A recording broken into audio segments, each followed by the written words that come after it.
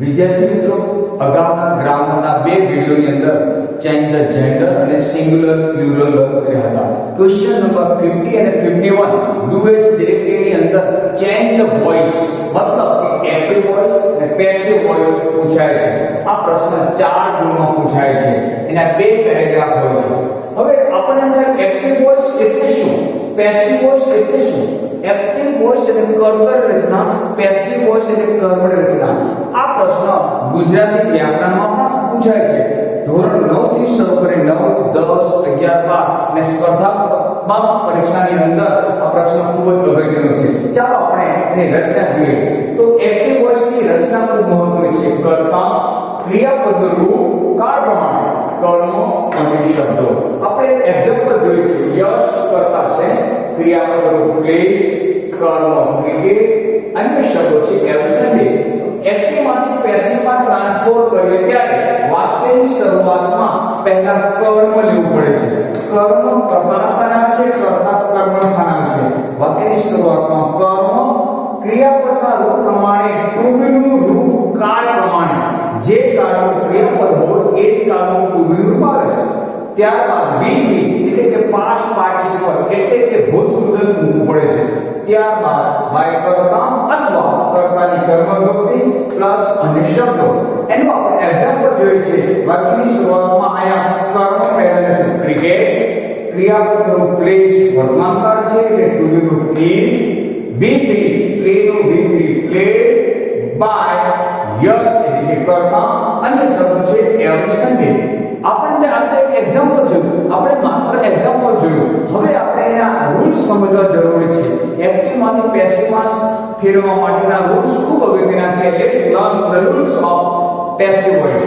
Active voice માંથી passive voice માં ફેરવવાના નિયમો. નંબર 1, ફર્સ્ટ, વાક્યની શરૂઆતમાં કર્મ મૂકો. વાક્યની શરૂઆતમાં કર્મ મૂકો. આપણે કર્મ કેવી રીતે શોધવું?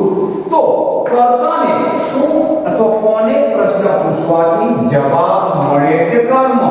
રાધા ગીત ગાય છે તો રાધા શું ગાય છે? ગીત. મોહન eats an apple તો મોહન શું ખાય છે? an apple. તો આ રીતે આપણે કર્મ મળે છે. સેકન્ડ રૂલ, વાક્યના કાળ મુજબ ટુ બી નું યોગ્ય રૂપ. મતલબ એવો હતો કે જે કાળનું વાક્ય હોય એ જ કાળનું ટુ બી નું રૂપ અવશ્ય મૂકવું પડે છે. વિદ્યાર્થી મિત્રો, આ ની અંદર ખાસ ભૂલ પડે છે એ આપણે જોઈશું. એક્ટિવ વોઇસનો જે કાળ છે એ કાળમાં પેસિવ વોઇસનો ટુ બી રૂપ આવે છે. આપણે એને એક્ઝામ્પલ જોઈએ છે. સાદો વર્તમાન કાળ છે તો વાક્યમાં ટુ બી રૂપ એની કાળ છે. સાદો ભૂતકાળ છે તો વાક્યના ટુ બી રૂપ વોઝ વેર છે. સાદો ભવિષ્યકાળ તો ટુ બી રૂપ શેલ બી અને વિલ બી છે. ચાલુ વર્તમાન કાળ એમ ઇઝ આર બીંગ છે. ચાલુ ભૂતકાળ છે તો એના ટુ બી રૂપ છે વોઝ વેર બીંગ. પૂર્ણ વર્તમાન કાળ એના ટુ બી ના રૂપ છે હેવ હેઝ બીન. પૂર્ણ ભૂતકાળ હેડ બીન. પૂર્ણ ભવિષ્યકાળ શેલ બીન હેવ બીન. વિદ્યાર્થીઓ આનો શોર્ટકટ કરવા જોઈએ તો કે ચાલુ કાળના પેસિવમાં બીન વપરાય અને પૂર્ણ કાળના પેસિવમાં બીન વપરાય છે. નિયમ નંબર 3, ક્રિયાપદના રૂપનું V3 એટલે કે ભૂતપૂર્વનું રૂપ મૂકો. વિદ્યાર્થી મિત્રો, ક્રિયાપદનું V3 ખાસ મૂકવું જરૂર પડે છે. અહીંયા તમારે ખાસ પ્રોબ્લેમ થાય છે. એટલે આપણને ક્રિયાપદના 3 રૂપ V1, V2 અને V3 આપણને આવડતા હોવા જોઈએ. નંબર 4, રૂલ નંબર 4, બાય મૂકી કર્તા અથવા કર્તાની કર્મ વિભક્તિનું રૂપ મૂકો. એક કર્તા અથવા યસ હોય તો બાય યસ, રાહુ હોય તો બાય રાહુ, મોના હોય તો બાય મોના, સોના હોય તો બાય સોના, ઐશ્વર્યા હોય તો બાય ઐશ્વર્યા. એવી જ રીતે એક્ટિવ વોઇસમાં કર્તા છે તો પેસિવ વોઇસમાં કર્તા અથવા કર્તાની કર્મ વિભક્તિ મૂકે. આપણે એને એક્ઝામ્પલ જોઈએ. દેવ છે by Dev, boys by boys, I by me. આ કર્તાની કર્મ વિભક્તિ છે. We by us, you by you, he by him, she by her, it by it, they by them. નિયમ નંબર 5, અન્ય શબ્દો છેલ્લે મૂકવા, અન્ય શબ્દો છેલ્લે મૂકવા. હવે આપણે એક્ટિવ માંથી પેસિવ વોઇસ ના ઉદાહરણો આપણે જોઈશું. ચેન્જ ધ વોઇસ કેવી રીતે ટ્રાન્સફર કરી શકાય, એક જ વાક્યના અલગ અલગ કારણના એક્ઝામ્પલ આપ્યા છે જેથી તમને સમજવામાં સરળતા રહે. પહેલું એક્ઝામ્પલ છે I do a prayer daily. કરતા, ક્રિયાપદો, કર્મ અને શબ્દો. વાક્યની શરૂઆતમાં પહેલું સ્ટેપ આપણે કર્મ લેવાનું છે. તો હું શું કરું છું? અ પ્રેયર. તો અ પ્રેયર વાક્યનો કાળ છે વર્તમાન કાળ. તો અ પ્રેયર ઇઝ કર્મ ટુ બી રૂપ, ક્રિયાપદ V3 do નું V3 done by me daily. મતલબ કર્મ વાક્યના કાળ મુજબ ટુ બી રૂપ is V3 done by me કરતા અને daily અને શબ્દો. સેકન્ડ એક્ઝામ્પલ આ જ વાક્યનો આપણે કાળ ચેન્જ કર્યો છે. આ do ની જગ્યાએ did કર્યું છે અને daily ની જગ્યાએ last night કર્યું છે. આપણે જોઈએ કેવી રીતે ફેરફાર થાય છે. I did a prayer last night. તો કર્મ છે a prayer, ભૂતકાળનું ક્રિયાપદનું રૂપ છે તો to be રૂપ was. A prayer was. Did નું V3 done by me last night. Third example, I shall do a prayer tomorrow. હું આવતીકાલે પ્રાર્થના કરીશ. તો કર્મ છે a prayer, પરંતુ વિદ્યાર્થી મિત્રો જોશો અહીંયા ક્રિયાપદનું રૂપ બદલાઈ ગયું છે. shall do છે તો prayer will be done by me tomorrow. મતલબ એવો તો વર્તમાન કાળમાં છે તો રૂપ is, ભૂતકાળમાં છે તો was, ભવિષ્યકાળમાં છે તો shall be અથવા will be. ચોથું એક્ઝામ્પલ છે, fourth example, I am doing a prayer now. હું અત્યારે પ્રાર્થના કરી રહ્યો છું. આ વાક્યમાં જોશો તો કર્મ છે prayer, વાક્યના કાળ મુજબ to be રૂપ is. અહીંયા being આવ્યું છે. ચાલુ વર્તમાન કાળ અને ચાલુ ભૂતકાળમાં to be ના રૂપ પછી being આવે છે. A prayer is being done by me now. Fifth example, I was doing a prayer then. હું પછી પ્રાર્થના કર્યો હતો. વાક્યની અંદર કર્મ છે prayer was being done by me then. મતલબ એવો તો જે કાળનું to be રૂપ, જે કાળનું ક્રિયાપદ રૂપો છે એ જ કાળનું to be રૂપ અવશ્ય મૂકવું પડે છે. આવી રીતે તમે બીજા બધા કાળના પણ તમે ચેન્જ કરી શકો. કાળની નકાર રચના, કાળની નકાર રચના. એક્ટિવ માંથી પેસિવ ના વિધાન વાક્યો આપણે જોયા. તો એ એક્ટિવ માં વોઇસ નું નકાર વાક્ય હોય તો પેસિવ વોઇસ માં કેવી રીતે ટ્રાન્સફર કરવું, કેવી રીતે ચેન્જ કરવું એની રચના છે. તો પહેલું કર્મ ટુ બી નું રૂપ કાળ પ્રમાણે જે તે વાક્યનું ટુ બી નું રૂપ આપણે મૂકવું પડશે. ત્યારબાદ નોટ પ્લસ V3 બાય કર્તા અને શબ્દો. આપણે એને એક્ઝામ્પલ જોઈશું. I don't like movies. મને મૂવીઝ ગમતા નથી. તો વાક્યમાં મને શું નથી ગમતા? તો મૂવીઝ. કર્મ બહુવચન છે તો આ. કેમ આર વેર ને? કારણ કે વાક્ય સાદા વર્તમાન કાળનું છે. તો movies are not liked. Liked નું લાઇક્ડ બાય મી.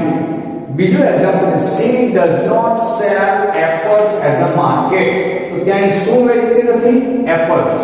તો એપલ્સ કર્મ, એપલ્સ બહુવચન છે to be are not sell with should by her. she છે એનો by her થયો અને at the market. Third example સાદું ભૂતકાળનું છે. Dimple did not buy a car last year. તો અહીંયા કર્મ છે a car was not. એક વચન છે એટલે માટે was. ભૂતકાળનું વાક્ય છે a car was not by the bought by Dimple last year. Fourth example, she will not help me tomorrow. તેણી મને આવતીકાલે મદદ કરશે નહીં. કોને મદદ નહીં કરે? મને. મી છે અહીંયા કર્મ પ્રવૃત્તિ છે. આગળ આવશે કર્તાના સ્થાને એટલે બની જશે I અને he મોટો he થઈ જાય, her મોટો she થઈ જાય, them મોટો they થઈ જાય. I જોડે ટુ બી નું ભવિષ્યકાળ છે shall not be. ને શોર્ટમાં પણ લખી શકાય shan't be. I shall not be અથવા shan't be helped by her tomorrow. આપણે આવી રીતે નકાર વાક્યોને આપણે પેસિવમાં ટ્રાન્સફર કરી શકીએ છીએ. આગળ આપણે જોશું તો પ્રશ્નાર્થ વાક્યો. ઘણીવાર વાક્યમાં એક્ટિવ વોઇસનું પ્રશ્નાર્થ વાક્ય હોય તો એને પેસિવ પ્રશ્નાર્થ જ થવું જોઈએ. એના માટેની રચના ખૂબ અગત્યની છે. તો પહેલા જે WS શબ્દ હોય એ જ WS શબ્દ આવે. માની લો કે WS શબ્દ નથી તો WS શબ્દ ના આવે. વાક્યના કાળ મુજબ ટુ બી રૂપ પ્લસ કર્મ. અહીંયા being ચાલુ વર્તમાન કાળ હોય બી પૂર્ણ વર્તમાનકાળ ભૂતકાળ ભવિષ્યકાળ હોય તો જ બી એટલા માટે એને સ્ક્વેરમાં મેં જોયું છે પ્લસ V3 બાય કર્તા અને શબ્દો પ્રશ્નાર્થ ચિહ્ન ખાસ પૂછાય છે પ્રશ્નાર્થ ચિહ્ન ખાસ મુકાય છે why does he learn English at home તો W શબ્દ છે why નો why પ્રશ્નાર્થ વાક્યમાં પહેલા ટુ બી રૂપ છે why is English learned by him at home. Second example, when do they play cricket at school? તો વાક્ય W શબ્દ છે when વાક્યમાં કર્મ છે ક્રિકેટ પણ વાક્યની શરૂઆતમાં પહેલા when પછી ટુ બી રૂપ is cricket in with played by them at school. આ રચનાને ખાસ આપણે ફોલો કરવાનું છે. Where has she kept books today? તો અહીંયા where W શબ્દ છે where અહીંયા books કર્મ બહુવચન છે તો અહીંયા have books પહેલા have પછી books અહીંયા વાક્યની અહીંયા આગળ has છે કારણ કે કર્તા she છે એટલા માટે has છે અહીંયા વાક્યમાં કર્મ બહુવચન છે books એટલા માટે have where have books been kept by her today.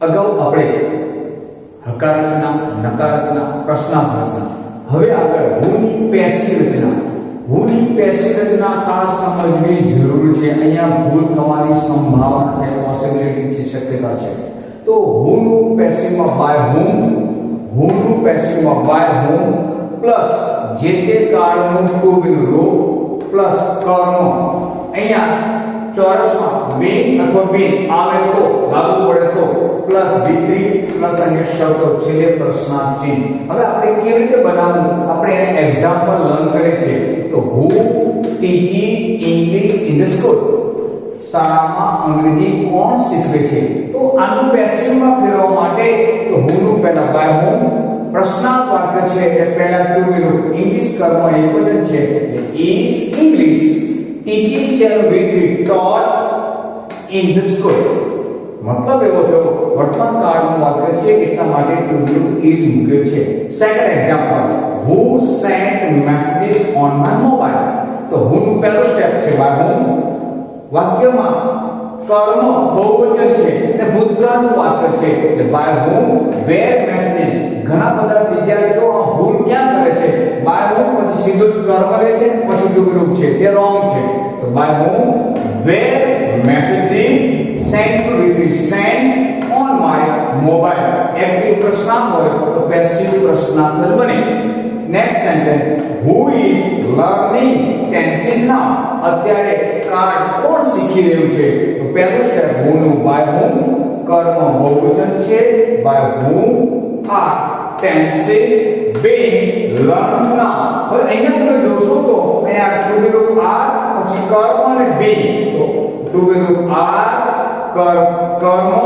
tenses અને being તો અહીંયા being નો સંબંધ છે કારણ કે ચાલુ વર્તમાનકાળનું વાક્ય હોય તો એમિજા પ્લસ કર્મ પ્લસ being આવે છે ફરી once again by whom are tenses being learned now તો ઘણીવાર વિદ્યાર્થી મિત્રો ભૂલ ક્યાં કરે છે આગળ બાય આવી જાય પાછળ બાય આવતું નથી next sentence who has sold a car today આજે મોટર કોણે વેચી દીધી છે તો પહેલું સ્ટેપ who નું by whom has a car કર્મ એકવચન છે has a car being sold today અહીંયા પણ સેમ છે has પછી કર્મ પછી being અહીંયા ટુ બી રૂપ has અને કર્મ છે a car અને પછી being અને V3 sold today આગળ આપણે જોશું તો દ્વિકર્મવાળી વાક્ય રચના એક્ટિવ માંથી પેસિવ માં ફેરવવા માટે ઘણીવાર વાક્યમાં બે કર્મ હોય છે ત્યારે કેવી રીતે ચેન્જ કરવું એ સમજવું પણ ખૂબ જરૂરી છે it is very important to learn to object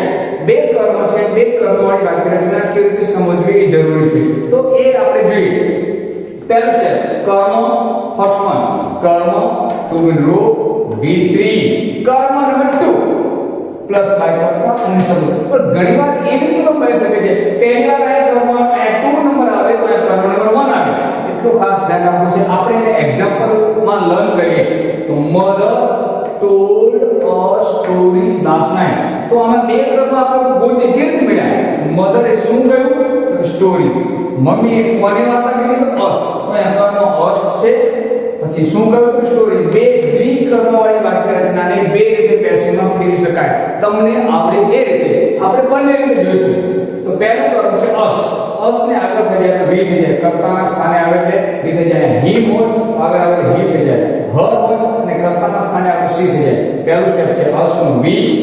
ભૂતકાળનું વાક્ય છે told, એટલા માટે to be નું કયું were, we were told, told નું વી told. કર્મ number 2 stories by mother last night. હવે આપણે કે આપણો સર આપણે સ્ટોરીઝ વાળું કર્મ પહેલા લેવું છે, ઓકે નો પ્રોબ્લેમ. તો સ્ટોરી પહેલા લેશું, તો સ્ટોરીઝ કર્મ નંબર 2 પહેલા લીધું છે, તો સ્ટોરીઝ કર્મ બહુવચન છે, ભૂતકાળનું વાક્ય છે, stories were told to us. અહીંયા જ્યારે આવું કરતા હોય છે કર્મ નંબર 2 તો એને to લગાડવું જરૂરી છે. Stories were told to us by mother last night. Next sentence, my teacher is teaching me pencil now. આ વાક્યમાં જોશો તો આપણે જોશું બે કર્મ છે કે શું મારા ટીચર શીખવી રહ્યા છે તો પેન્સિલ. કોને શીખવી રહી છે? મી. તો મી કર્મ છે ને પેન્સિલ છે, બંનેમાંથી આપણે મારા પતિ જોઈએ કેવી રીતે બની જાય. તો પહેલું કર્મ છે મી ને આગળ જોશું આઈ. ચાલુ વર્તમાનકાળનું વાક્ય છે આઈ એમ બીંગ.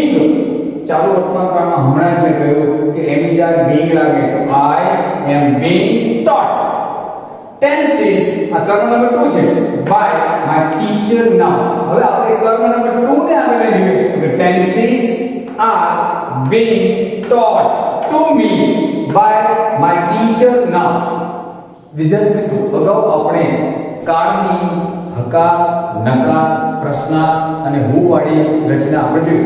હવે ઘણીવાર આપણા મનમાં એમ થાય કે જો વાક્યમાં સહાયકારક ક્રિયાપદ આપેલ હોય તો કેવી રીતે પેસિવમાં ફેરવવું? એના માટે બહુ સિમ્પલ બાબત છે. જો વાક્યમાં સહાયકારક ક્રિયાપદ આપેલ હોય તો જે તે વાક્યમાં આપેલ સહાયકારક ક્રિયાપદ સાથે બી જોડવામાં આવે છે. કેવી રીતે ટ્રાન્સફર કરી શકાય એ આપણે લખીએ. પહેલા એની રચના ખાસ ધ્યાન રાખવી છે. તો કે સહાયકારક ક્રિયાપદો વાળા વાક્યો. પહેલું છે પેસિવ વોઇસ બનાવો. પહેલું તો કર્મ જે લેતા હતા આપણે એમ કાળ પ્રમાણે. તો સહાયકારક ક્રિયાપદ કેન હતો કેન બી વાક્યમાં, મે હતો તો મે બી, કુડ હતો કુડ બી, મસ્ટ હતો મસ્ટ બી, શુડ હતો શુડ બી, વુડ હતો would be, plus V3 by કરતા અને સતો. હવે આપણે એક્ઝામ્પલ જોઈએ કે we should help the poor in our society. તો we should help the poor in our society. આપણે કોને મદદ કરી? the poor. તો કર્મ છે the poor. વાક્યમાં સહાયકારક ક્રિયાપદ should છે તો should be. માની લો કે must હો તો must be. માની લો કે can હો તો can be. અને માની લો કે might હો તો might be. અહીંયા દાખલા તરીકે બીજું કે may હો તો may be.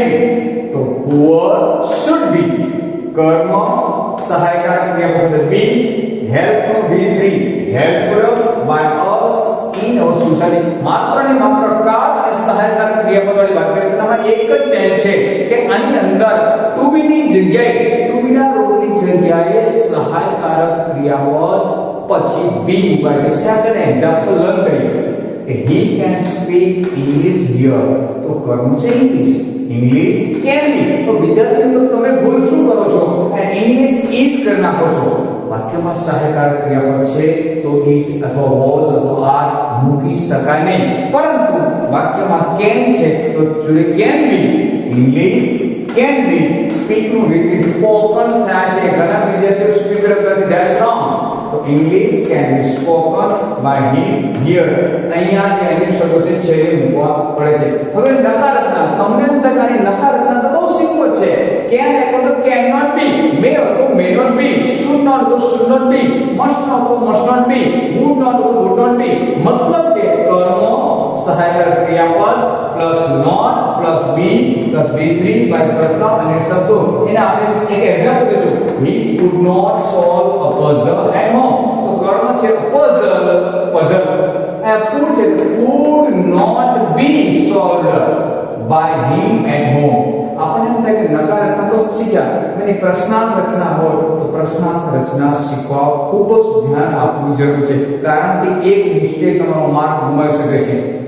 તો પ્રશ્નાર્થ રચનામાં પહેલા ગદ્ય શબ્દ આપેલ હોય તો સહાયકારક ક્રિયાપદ પ્લસ કર્મ પ્લસ બી V3 બાય કર્તા અને શબ્દો. એનું એક્ઝામ્પલ જોઈશું. How can he solve my problems now. તે મારો પ્રશ્ન અત્યારે કેવી રીતે ઉકેલી શકશે?